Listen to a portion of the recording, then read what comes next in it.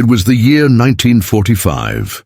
The world stood on the edge of exhaustion, scarred by 6 relentless years of war. Cities lay in ruins, smoke still rising from broken rooftops, and families torn apart by an unthinkable conflict.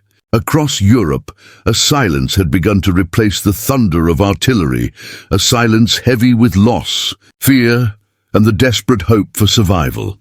In this fragile moment, women who had once been part of the Reich now found themselves behind barbed wire, prisoners in a war that had consumed everything around them. These were not soldiers in uniform, but mothers, daughters, sisters, women swept up in the storm of history. They expected nothing but cruelty. They had been told stories of vengeance, of suffering that would await them once captured. And so they braced themselves for the worst, convinced that hunger, humiliation, and despair would be their new reality. But then something happened that none of them could have imagined. As the gates closed behind them, they were not met with fists or fury. Instead, they were met with something profoundly different, something so simple yet so powerful that it brought many of them to tears. They were offered warm food and care. This was no grand feast, no banquet of plenty. It was bread, steaming bowls of soup, and the presence of guards who treated them not as enemies, but as human beings. To women who had starved in the ruins of their homeland, this moment felt unreal, like a flicker of humanity breaking through the shadows of war. And in that instant, their perception of captivity, of mercy, and even of survival began to change forever. The first meal arrived in silence, a silence that pressed against the very air, as though even the wind itself hesitated to intrude upon the moment. The women sat together in rows, their backs bent from exhaustion, their faces hollowed by hunger and the endless march of days in which nothing but scraps, weeds, or stale crusts had passed their lips. Some clutched at their stomachs, the pain of emptiness twisting inside them like a knife. Others simply stared ahead, their eyes glassy, their spirits so diminished that even the hope of food felt foreign, impossible. They had entered the camp expecting cruelty, degradation, and punishment. What they had not expected, what they could never have prepared themselves for, was the sight of guards carrying steaming bowls of soup. It seemed unreal. The steam curled upward into the chill of the evening, carrying with it the unmistakable aroma of vegetables, broth, and sustenance. The prisoners inhaled without meaning to, their bodies betraying their desperation, their nostrils flaring as if dragged forward by scent alone. For women who had scraped through ruins, searching for any morsel in the ashes of war, the smell itself was a torment. To be so close to food, yet uncertain if it was truly for them, was its own form of agony. They exchanged glances, their expressions torn between disbelief and suspicion. Could this truly be theirs? Could their captors, the very men who held the keys to their chains, be offering something so unthinkably kind? The guards said little. They did not shout commands or hurl insults. They simply placed the bowls, one after another, before each woman. The wood of the tables creaked under the weight, and the faint clatter of spoons against ceramic became the only sound. For a heartbeat, no one moved. The women looked down at the bowls as if staring into something dangerous. A trick, perhaps, a test of obedience or desperation. Memories of propaganda, of whispered rumors about vengeful captors filled their minds. Some expected poison. Others thought it might be humiliation, a cruel joke where reaching out would invite a strike across the face. But hunger is stronger than fear. It gnaws, it claws, it demands. Slowly, hesitantly, one woman reached forward. Her hand trembled as her fingers curled around the edge of the bowl, the warmth searing against her frozen skin. She raised the spoon, her movement small, uncertain. When the broth touched her lips, the taste overwhelmed her. It was not extraordinary, not rich, not spiced with luxury, but it was warm. It was real. It was life. Her eyes widened, and then tears spilled, unbidden, carving paths down her dirt-streaked cheeks. She had not cried for days, perhaps weeks. Yet in that moment, she could no longer contain herself. Others followed. Spoons rose slowly, then faster. Some devoured the food as if afraid it would vanish in an instant. Others savored each sip, closing their eyes as though the broth was something sacred. The silence broke, replaced with faint sobs, muffled gasps, and the rhythm of spoons scraping against bowls. It was a sound unlike any battle, unlike any prison, unlike any march of war. It was the sound of people rediscovering humanity through something as simple as food. The guards observed quietly. They offered no explanations, no speeches. Perhaps they understood the power of that silence, the unspoken language of mercy. Perhaps they themselves were weary of cruelty, weary of the endless cycle of hate. Whatever their reasons, they stood watch as the prisoners ate. And in those few minutes, the women felt more like human beings than they had in years. And yet, even in the midst of this moment, suspicion lingered. Some women hesitated, their bowls untouched.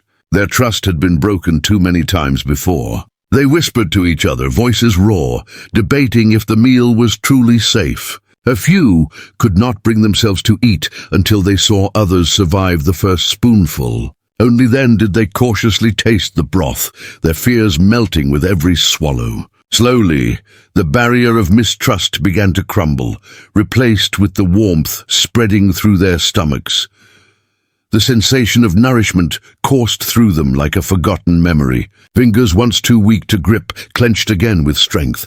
Eyes dulled by despair flickered with a spark of life. For the first time since captivity, laughter, thin, shaky, uncertain, echoed between the walls. It startled them, as though laughter itself had become foreign.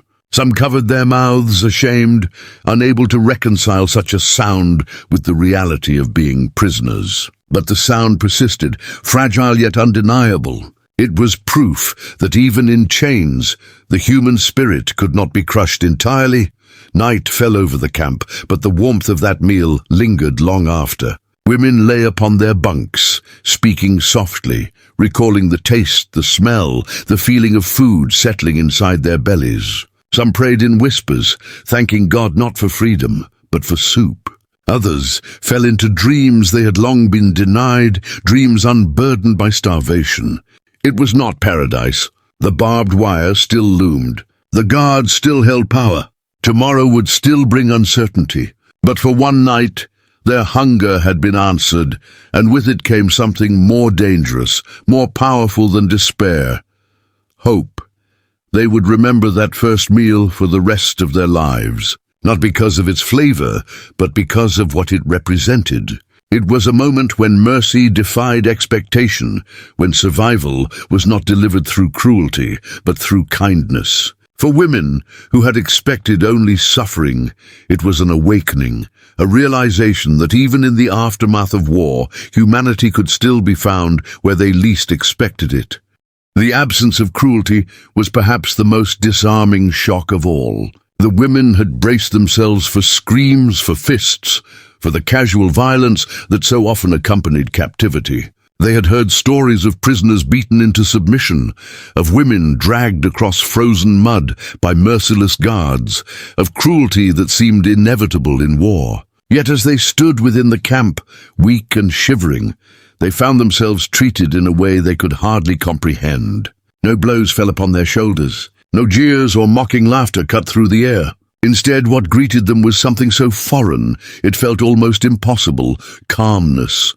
Blankets were handed out quietly, not thrown in contempt, but offered as though their suffering mattered. The fabric was thin, worn, and carried the faint smell of the barracks, but in the cold air it was salvation. Fingers numb from weeks of exposure clutched at the cloth as though it were gold. Many women wept silently, pressing the fabric to their faces, not out of luxury, but because the simple gesture had broken the wall of cruelty they had built around their hearts. It had been too long since anyone had given them something without taking something in return. At night, when the darkness settled and the world fell into uneasy silence, the prisoners whispered to one another. Their voices carried across the bunks, low and trembling, weaving questions that no one could answer. Why were they being treated this way? Was it a trick, a temporary illusion before punishment returned? Some wondered if it was pity, others believed it might be strategy. an attempt to control through kindness rather than fear. Yet none could deny the truth of what they had experienced. No insults hurled, no deliberate starvation, no hatred carved into every action. For women who had prepared themselves for the worst, the absence of cruelty was as stunning as an unexpected sunrise. The guards themselves remained an enigma. They were not overly warm, nor were they affectionate. They still carried weapons, still maintained authority, still enforced the invisible boundary of barbed wire that held the prisoners in place. But they were not the monsters the women had imagined. They spoke in measured tones, watched without malice, and carried themselves with the weariness of men who perhaps were also tired of war. Their eyes did not burn with vengeance. Instead, there was a heaviness, a quiet acknowledgement that they too had endured years of conflict and its unrelenting toll.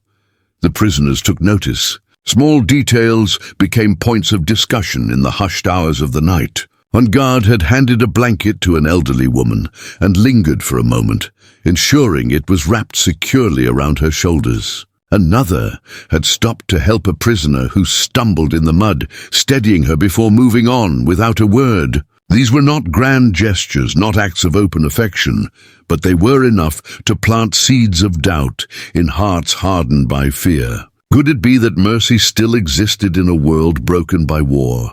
The whispers grew into something deeper, something close to wonder. Many of the women had not been treated with respect since before the collapse of their homes and families. They had been forced to endure hunger, chaos, and shame. Now, though they were captives, they were treated with an unexpected dignity. The realization unsettled them. Some felt gratitude and dared to hope that their survival might not be as brutal as they once believed. Others remained suspicious, clinging to distrust as though it were armor. Hope, after all, could be dangerous. To hope and be betrayed would be worse than never hoping at all, but no amount of doubt could erase the truth of what they saw each day. The guards did not taunt. They did not seek to humiliate. They did not look upon the prisoners as enemies to be broken. Instead, they maintained a fragile peace, an uneasy balance between captor and captive that was defined not by cruelty, but by restraint. The prisoners began to notice that cruelty, once expected in every gesture, was now absent in the spaces where they feared it most.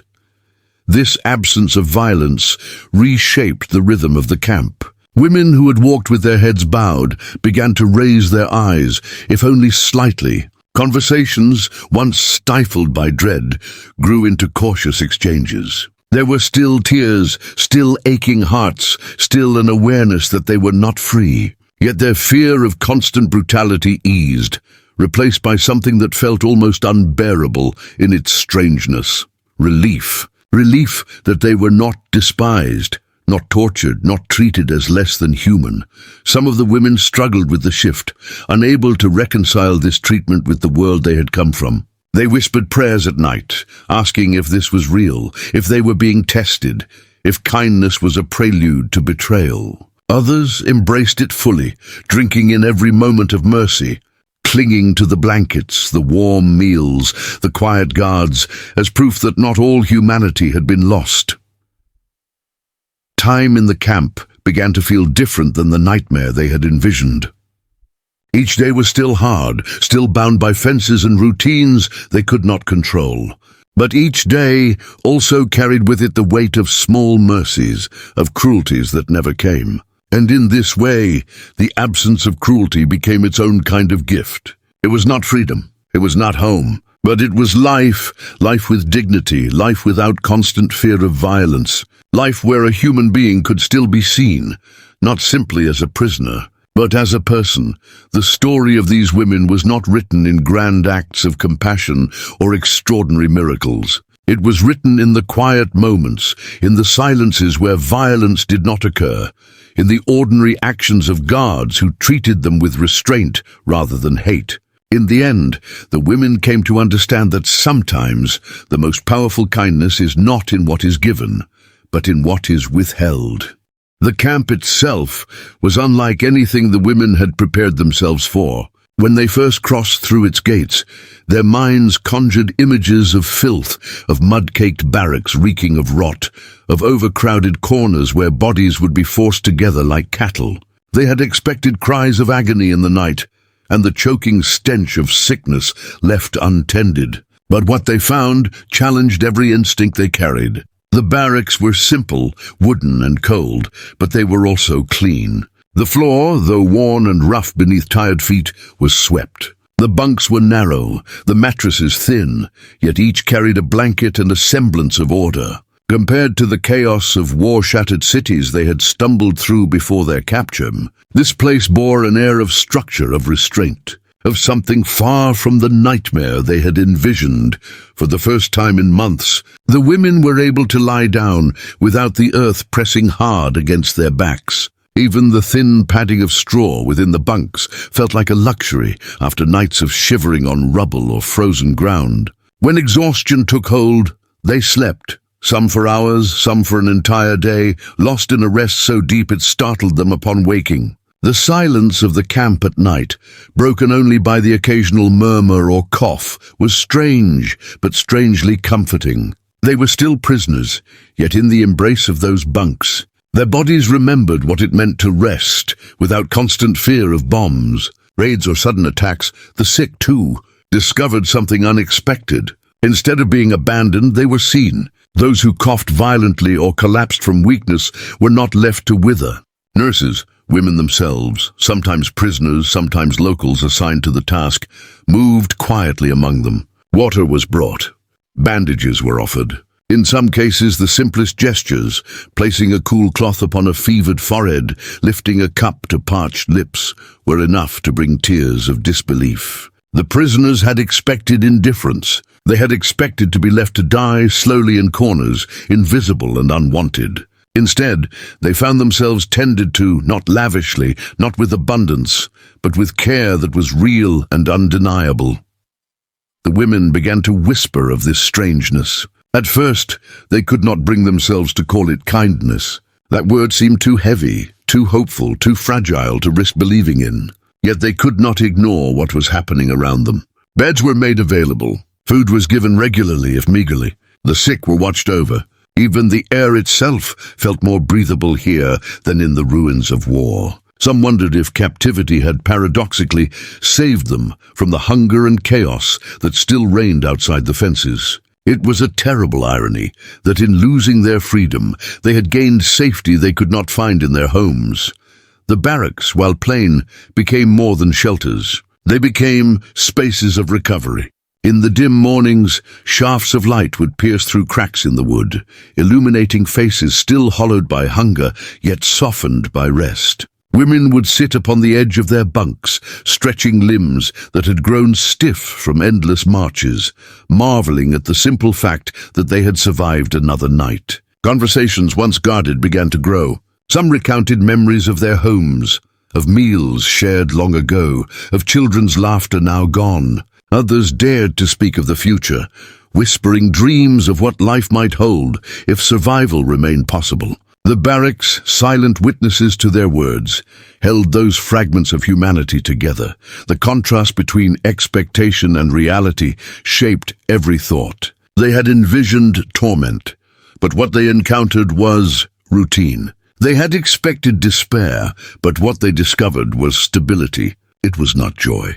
It was not freedom. But it was structure, a rhythm of days that did not crush them, that did not strip them of their sense of self. They began to notice how their bodies slowly responded. Hollow cheeks softened slightly as regular meals filled them out. Cuts and bruises began to fade instead of fester.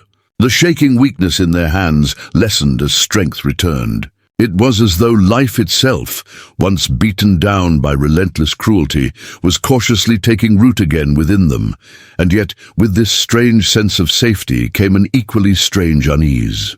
Could it last? Was this simply a pause before something darker emerged? Some of the women clung to suspicion, reminding the others not to grow complacent. "This is not freedom," they would whisper at night. "We are still prisoners. Do not forget the fences. Do not forget who holds the keys." Their caution was not misplaced, for captivity remained captivity. The barbed wire was a constant reminder. Every glance toward the perimeter, every sight of the guards standing with rifles slung across their shoulders, reminded them that their lives no longer belonged to themselves. But even with that ever-present truth, they could not escape the relief that came with order. Hunger was answered. Cold was lessened. Sickness was met with care. After years of war in which death lurked behind every corner, this place felt almost unreal. For many, it became clear that survival itself had found them here. Though freedom was far beyond reach, though uncertainty still shadowed every day, the camp's paradox became undeniable. What they had feared to be a place of torment had become, in comparison to the wastelands they had fled, a refuge. The women began to adapt to this rhythm. They rose in the mornings, ate the meals provided, tended to chores or routines set before them, and returned to their bunks at night. Each act, once unbearable to imagine, became part of a new normal. And as days turned into weeks, they came to realize that survival was not merely about clinging to life, but about finding meaning even in the most unexpected of places, in their barracks. Under the dim light of lanterns, they began to rebuild fragments of their humanity. Some sewed when scraps of fabric could be found, stitching not for necessity, but to pass the hours with purpose. Others shared songs in hushed voices, melodies that carried memories of villages and families long gone. Laughter, faint but real, echoed once again between wooden walls. The camp was no paradise, no haven free of sorrow, but it became, in its strange way, a place where the women rediscovered that life, even in captivity, could still hold dignity. The paradox remained etched into their hearts, that captivity had given them what war had stolen: food, shelter, rest, care. They never forgot the fences, the rifles, the weight of their loss. But within the order of the camp, they found an unexpected reprieve, a fragile moment of survival where they had expected only torment. And for women who had walked through ashes and ruins, that paradox was nothing short of astonishing. And yet, the greatest shock of all was not the warmth of the food, nor the order of the barracks, nor even the blankets that shielded them from the cold nights. The greatest shock was what lay beneath it all. The realization that compassion could exist even in a world shattered by war. For the women who had stepped through the gates of the camp with terror in their hearts, each act of decency was like a blow to everything they had expected. They had been prepared for hate, for vengeance, for the cruelty that so often follows conflict. But instead, they were met with gestures, small, ordinary, almost invisible gestures, that carried a weight far greater than the food, the beds, or the bandages. It was the weight of mercy. At first they resisted it. They told themselves it was temporary, a trick, a mask that would eventually fall away to reveal the punishment they truly deserved. Their minds, hardened by years of propaganda and fear, whispered that kindness could not be real. They kept their hearts guarded, afraid to trust what their eyes were seeing. But as the days turned to weeks, and the weeks into months, the pattern did not change. Every morning there was food. Every evening there was shelter. Guards who could have barked commands or struck without consequence instead maintained silence and distance. When a woman grew ill, there was someone who cared enough to bring water, to adjust a blanket, to check her breathing. Slowly, suspicion gave way to something else, something fragile, trembling but undeniable. It was the recognition of humanity. That recognition was not simple. Many of these women carried heavy burdens, memories of cities destroyed, of families lost, of choices that had led them to this place. Some were filled with shame, others with anger, still others with despair. Yet in the presence of small acts of compassion, they began to feel emotions they thought had died long ago. Gratitude, relief, even hope. For hope is not always born in grand gestures. Sometimes it is born in the curve of a steaming bowl of soup, in the silence of a night without violence, in the way a blanket is laid gently across shivering shoulders. These fragments, these fragile mercies, became symbols of something far greater than survival. They became proof that even in the aftermath of the darkest war the world had ever known, light could still be found.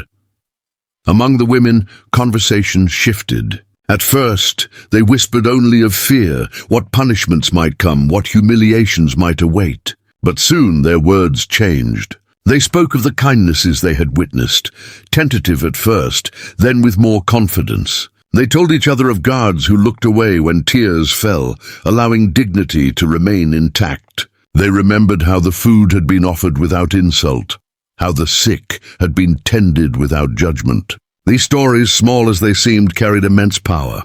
They reminded each woman that she was not invisible, not entirely erased by the war. Each act of compassion was a thread, slowly weaving together a fabric of resilience that bound them closer together. There were nights when some still resisted, refusing to let hope take root. "Do not be fooled," they would say in hushed tones. "Kindness can vanish in an instant." And they were right. Hope was dangerous. It could be broken, shattered, betrayed. But even those who resisted could not erase what their eyes had seen and their bodies had felt. Compassion had touched them, whether they wished to admit it or not. It had seeped into their bones in the form of warm meals, in the soft murmur of a nurse, in the absence of cruelty that they had thought inevitable. For many, this realization became a turning point. They began to see their captors not as faceless enemies, but as men bound, as they were, by the war's devastation. The recognition did not erase the pain of captivity, nor did it absolve the crimes that had brought them to this place. But it shifted something within them. It reminded them that humanity was not entirely destroyed by the conflict. Even within fences, even under the watchful eyes of guards, humanity could still survive, fragile, quiet, but real. In time, these women understood that survival was not only about the body, but also about the spirit. Their spirits, though battered, were no longer crushed. Each gesture of compassion breathed new strength into them. They began to speak more openly, to share their memories, to dream faintly of what might come after the war. Some dared to believe they might live to see their families again. Others, who had lost everything, found comfort in the knowledge that their lives still held value, even here. Compassion gave them back something war had stolen, the belief that they were still human, and so what began as food and shelter became something far more profound. It became a symbol. Warm soup was not merely nourishment, it was proof that mercy could rise from ashes. A blanket was not merely fabric, it was evidence that dignity could be preserved. A quiet guard was not merely a man on duty, he was a reminder that even in positions of power, one could choose restraint instead of cruelty. These symbols burned themselves into memory, carried silently in the hearts of the prisoners. Years later, many of these women would recall not only the pain of captivity, but also the shock of compassion they had once received when they expected only suffering. They would remember how mercy, offered in the smallest of ways, had changed everything. For them, captivity was not only a story of loss, but also a story of humanity's persistence. The world around them had crumbled, yet here, in this unlikely place, they discovered a truth that would echo in their souls for the rest of their lives, even in the darkest of times. Compassion can survive. In the end, their story was not defined by despair, but by the astonishing resilience of the human spirit when met with unexpected mercy. Warm food and care were not luxuries. They were lifelines, reminders that survival was more than breathing, more than enduring. Survival was about remembering that kindness could exist where none was expected, that hope could flicker even behind fences, that humanity could endure even after war had sought to erase it. For these women, that was the greatest gift captivity gave them. Not freedom, not abundance, but the rediscovery of humanity itself.